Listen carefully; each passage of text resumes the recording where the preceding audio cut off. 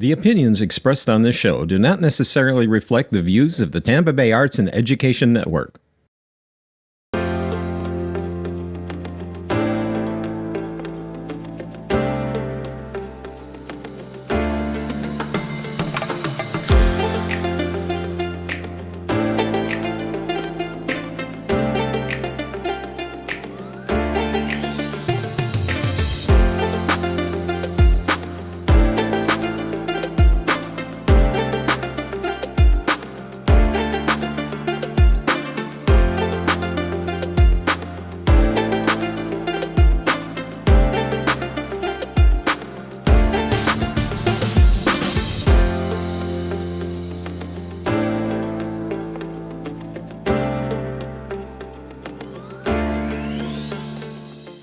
Hello everyone, and welcome to Connecting with Kim here on Tampa Bay Arts and Education Network. I'm your host, Kim Droege, and we have another great show coming up today. So before we get started, I'd like to ask you to like and follow my Instagram, Facebook, and X account, where you will find all the latest information about the show, the guest, the topic, and of course my on-air wardrobe, courtesy of the Spring of Tampa Bay Boutique, located at 4415 West Osborne here in Tampa. The net proceeds from the boutique and the thrift store support their mission, which is providing safe spaces and empowering services for survivors of domestic violence and their children. And they do a really great job, and I want you to help support their effort because, as you can see, I always find the greatest stuff there. And sometimes I stand there and go, I can't believe somebody's getting rid of that. But go shop, support. I want to remind you, you can catch the audio of our show on Sun Radio 96.3 FM and on your favorite streaming platform, Monday, Wednesday, and Friday at 3:30 in the afternoon. I'm so excited to introduce my guest today. We've been trying to do this for a while, so we finally made it come together. And I'm really glad because she's going to talk about a very interesting subject and something I'm not sure many of you out there know anything about. So I'd like to introduce BETH GALIC, who is the president of the Bay Area Manufacturers Association, which is called BAMA. Welcome to the show, Beth. Thank you so much, Kim. I really appreciate you inviting me, so thank you to you and your team for having me on today. It's a real pleasure. It's a pleasure for us, I can guarantee it. So we're so excited to learn more about BAMA, but before we do that, I always like my guests to share a little bit about their life journey as much as they feel comfortable with, because you just never know when somebody out there listening or watching shares something in common with you, and they might be sitting there thinking, oh, I'm going to listen to what Beth has to say. So feel free. Well, thank you so much. I am the president of the association now, but early on in my career, I was in a completely different industry, and I was in travel, tourism, and entertainment working on board cruise ships as a assistant cruise director and DJ. So it might seem a lot dissimilar to what I'm doing now, but really when you think about it, it was the same, building relationships, connecting people. So really it was very similar to what I'm doing presently. And then around 2011, I entered the manufacturing industry. And that's when I really became fascinated with manufacturing. I was working with a company that produces industrial technology, water treatment systems, and I was the digital marketing director. And so in that role, I got the opportunity to work closely with the engineers, where we would sit down and they would be able to describe the complex systems they were creating. And then it was my job to translate that into customer-focused materials, such as simple flow diagrams, white papers, web content. So it was really working with those manufacturers and those engineers and learning about the technology. And that's really where I developed my niche in taking the complex and then creating simple, user-friendly materials that everyone can understand. And I'm still doing that to this day. So following my first experience with that company, I sought out other manufacturers that I could do something similar. And it was while working with a local manufacturer here in Tampa Bay that I discovered the Bay Area Manufacturers Association and really realized it wasn't just about the products we were producing as a company, but really that there was a larger manufacturing community that we were part of. Really making those those connections with other manufacturers, idea sharing, and then also helping to support the local manufacturing economy and how we could work together to make that economy stronger. So that's when we joined the Bay Area Manufacturers Association. I became very involved, very hands-on on the board of directors with their programming committee in helping to plan some of the educational seminars, webinars. Then about 6.5 years ago, I took the role as executive director with the association. And we have grown by leaps and bounds.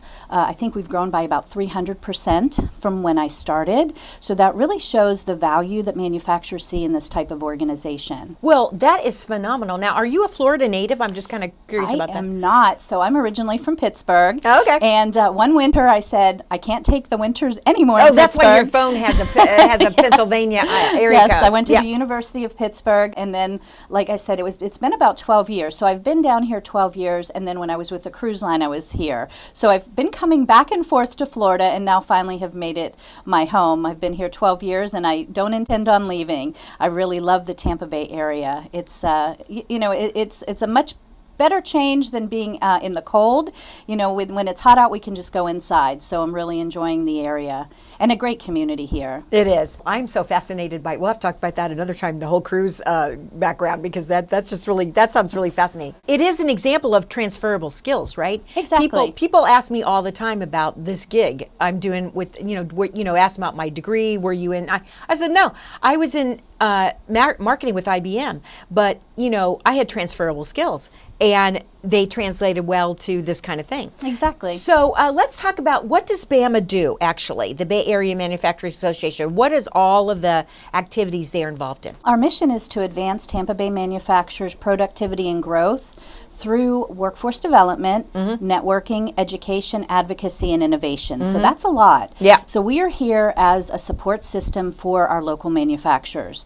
We want to be the go-to association. So if a manufacturer is having an issue or if they're celebrating something, they come to us and we can help them. So either connecting them directly with the resource, we also host educational webinars, seminars, trainings. So it's really just helping to build the manufacturers and making them the most productive and successful.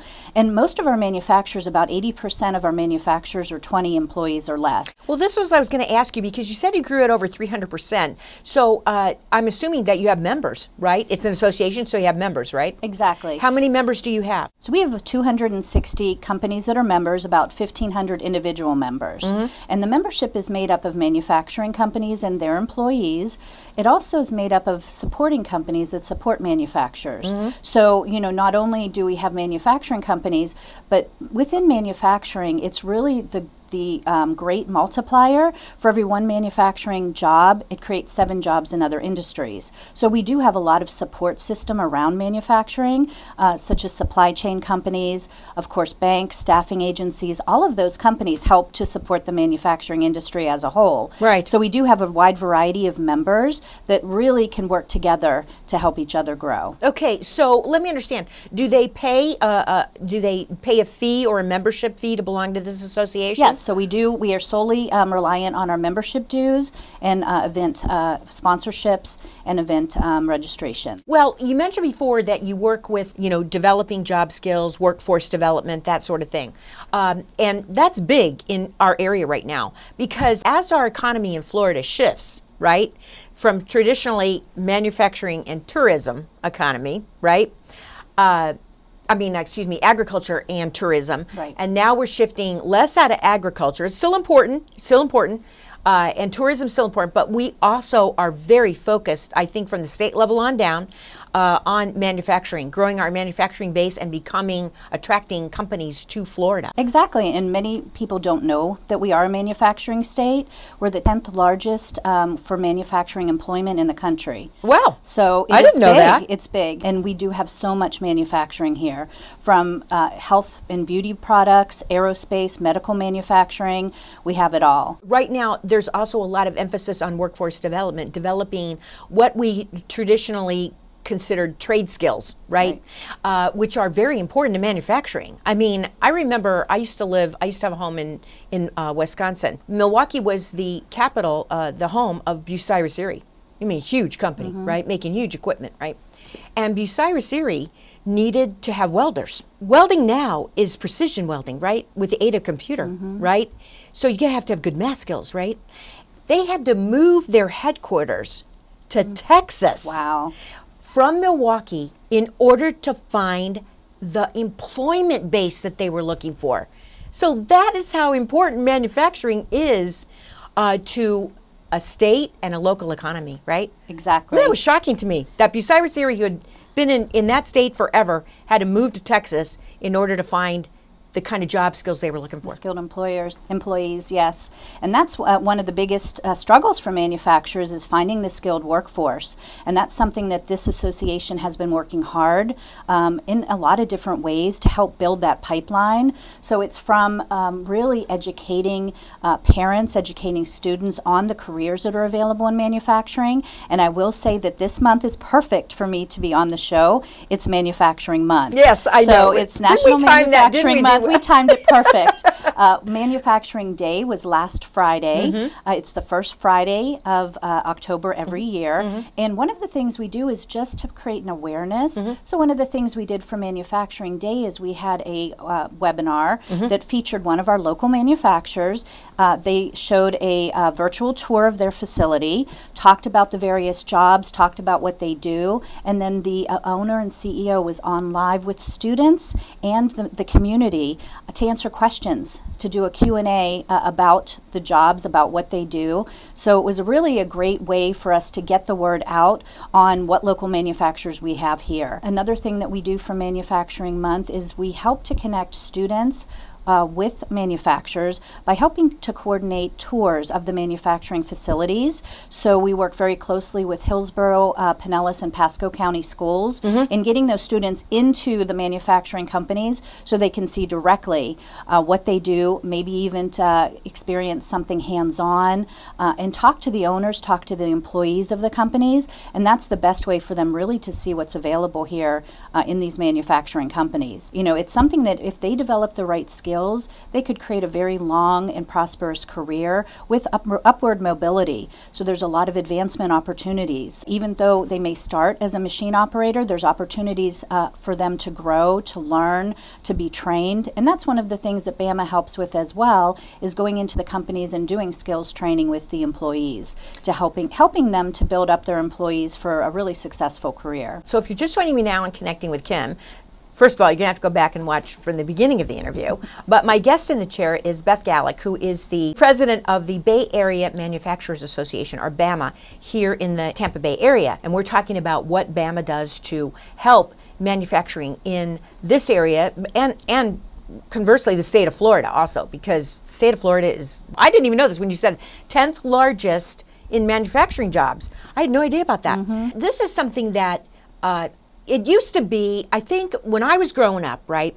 And we won't talk about how long ago that was, but there were a lot of people who worked for manufacturers, you know, big companies, right? And they had long careers, 25, 30 years, and they worked for, and then, you know, that started to go away, right? As manufacturing disappeared off our shores and the economy changed, and now everybody, you know, everybody in school thought they were going to go to college, get a degree, and sit behind a computer terminal and make $1 million a year, right? Yeah, that happens to very few people, right? And now we're in this renaissance, I like to call it, of re-emphasizing the fact that you can earn good money, you can have benefits, you can have a regular schedule. You know, there's all of these advantages of, and of course COVID helped because we realized how dependent we were on skills, right? Skilled people. And now there's this renaissance, and I think it's fantastic because not everybody is destined to go to college or should go to college or wants to go to college or can afford to go to college, right? And particularly if they don't know what they want to do. Exactly. And really a median salary in manufacturing, $65,000 a year. You can make good money. You can, like you said, have the benefits, have the long career, have the opportunity for training and upskilling, all of that within manufacturing. So, you know, and you think manufacturing manufacturing is just the machine operator, but there's so much more behind it.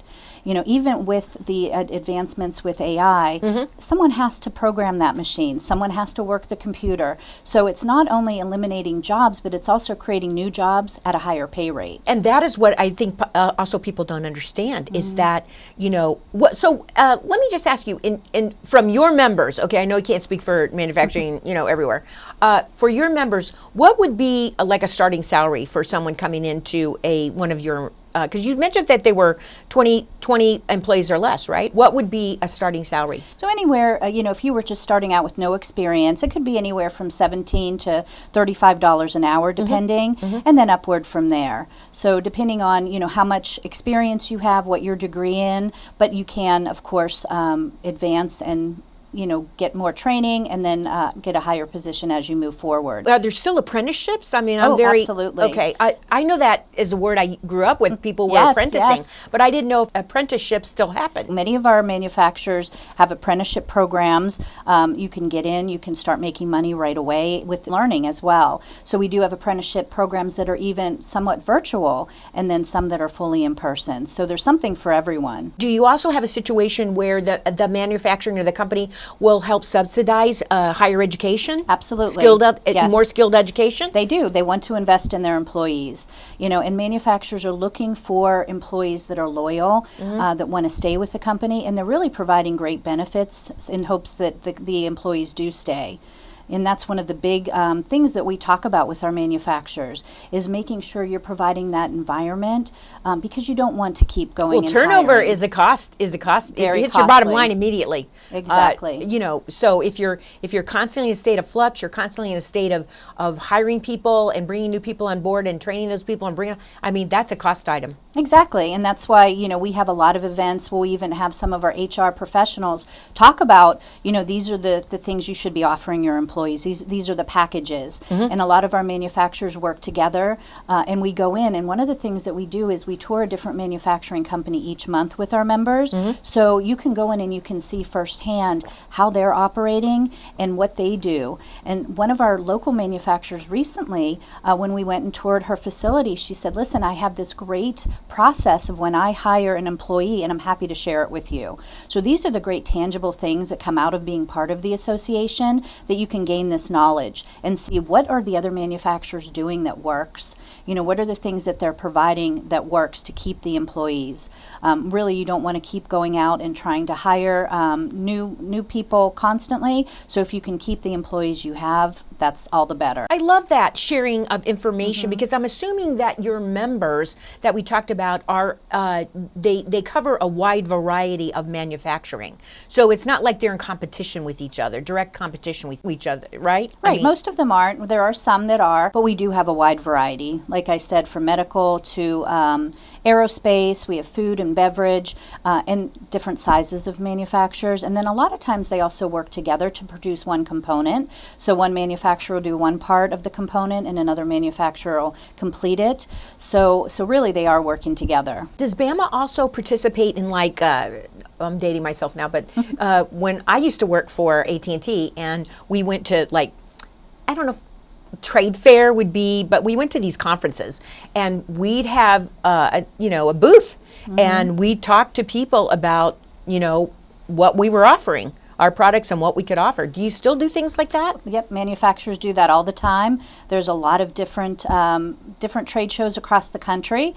A lot of them are specific to what industry they're in. Internationally, they'll go to trade shows quite often just to get the word out about what they do. And then we have a lot of things local here in our community. One of the big events that we hold is the Made in Tampa Bay Expo and Job Fair to highlight the manufacturing here in the area. So it's really for the community to showcase, hey, these are the manufacturers we have. The manufacturers have a booth, they show what they do, and then it's also an opportunity for job seekers to meet the manufacturer directly and to fill those positions. Is that an annual thing? It's annual, and it comes up every spring. Every spring, okay. And do you hold it at a certain place? So we do. We try to move it around because our area is rather large. Last year we had it in Pinellas County.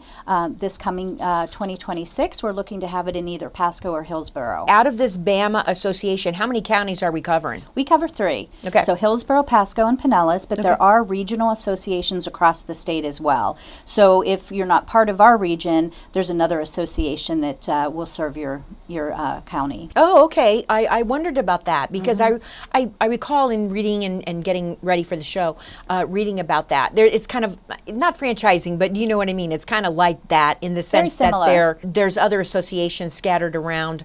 Yes. Not only Florida, but, all over the United States. And we really keep in good contact with each other. Again, the idea sharing. It's, hard to be in your own little box, but it's nice when you're able to share and, just get the opinion on what works for other associations. Yeah, so exactly. It's really great for us. Oh, so let me ask you this. When you made this switch, which I know it's transferable skills, but to me it seems like a big switch. When you switched from your cruise industry to manufacturing, what was the biggest surprise you had when you did that? When I worked for the cruise lines, you really are well prepared for almost anything. We have to have high standards. We have to be on time for things. So those are the transferable skills that I really brought to the manufacturing industry. But really, what technology is out there and what goes into making this small component. So there's a small component that, if it's not correct, an airplane is not going to function correctly. So everything, the design, the height tolerances that go into creating that small piece. So that's always what fascinates me and really blows my mind when I go and I tour these manufacturing companies and find out the process that goes into it. And when I worked in manufacturing and talking to the engineers, what the process is and what really the benefits are to our customers and how much goes into that, it's so fascinating. It really is. Well, I know what you mean because I my former life, I worked for IBM. And of course, I spent a lot of time in IBM factories and manufacturing facilities all over the United States. And the same thing. I mean, all of those parts in that processor had to fit together in just the right way or it wasn't going to function. Right. And it wasn't going to deliver what the customer was expecting. And, just watching the process, because of course we had a lot of clean rooms and things like that, because we were working with such, delicate small components. And yeah, I always found it fascinating too. I remember one time sitting there having a large processor delivered to my customer, and it was early in the morning, right? And I'm sitting there on the loading dock, waiting for this thing to arrive. And they dropped it off the back of the truck. Oh no. Oh, yeah. You could have heard a pin drop. But anyway, those kind of things I've always found it fascinating also. So what do you think is the biggest challenge facing your members right now in BAMA? So we actually did just a listening tour this summer where we went out and we met with CEOs of our local manufacturers, our members that have been long-term members and some of our new members, and really talked to them about what challenges they're facing right now. And one of the biggest, and I think you've heard this before, is the workforce. Getting the skilled employees and also getting the employees with soft skills. So that's something they really mentioned that is a necessity. You might not think about that when you think of manufacturing, but you have to work as a team. You have to be there on time. So it's all of those basic things. If you have those skills, that's what they're looking for. They're looking for reliability, and they can always train for skill, but if they have those basic skills, those basic soft skills, that makes it so much easier, and that's one of the things that they're really looking for. Really, like we said, our manufacturers are small. So how do they adapt to the AI challenges? How do they stay competitive in the market now? So those are things that they're also facing as a challenge. They're busy running their business. So how do they find out about how to implement these things most efficiently? And so those are some of the things we're helping them with. I would imagine that this little gadget right here that we all have does not necessarily contribute to the soft skill development. Exactly. Right? It's actually probably a deterrence to the soft skill development, right? Because now everybody's in their phone, and that's something you can't have, on the plant floor. No. You've got to be able to stay focused on what you're doing. Your team's depending on you. I always laugh when I think about that Lucille Ball episode with the chocolates. Oh. And, classic. Classic, right? So classic. And we actually just watched that not too long ago and just laughed because, it's so true. They speed it up and then they're, okay, how do we keep up? But it's really, how do you stay efficient? How do you get the employees that fit the job?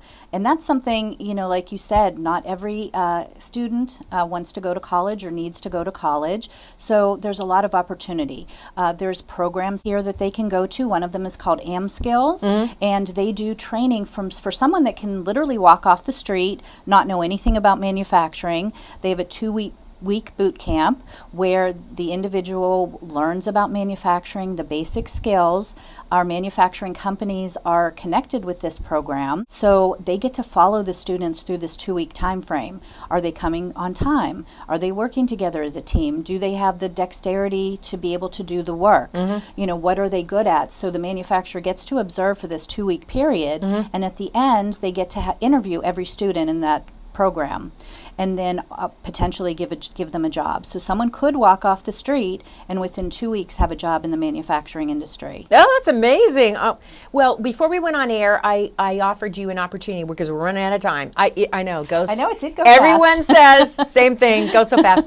I offered you an opportunity. So take a few. Well, at this point, take a few seconds and look into your camera because I offered you that opportunity. I want to follow through. Thank you so much. If you are a local manufacturer, we do invite you to come to one of our events. This is Manufacturing Month, so we have many events for you to attend. You can visit our website, www.bama-fl.org. That's where all the events are posted. If you're a parent or a student, get involved. You're also invited to the events and or the tours of manufacturing companies. So we'd love to see you. We do give out scholarships to students pursuing STEM careers. We also give out awards at STEM fairs. So we are available for you. Please reach out and I can help you out in any way getting those students with jobs here in the manufacturing industry. Beth, thank you so much for being my guest on Connecting with Kim today. It's been very informative and it's just been a delight to have you. Thank you, Kim. I appreciate it. If you're just joining me, my guest today was Beth Galic, who's the president of the Bay Area Manufacturers Association, or BAMA. And go check them out at bamafl.org for more information. So that's all we have time for today on Connecting with Kim. Come back next week where we have another great episode. And remember to like and follow us on our Instagram, Facebook, and X account.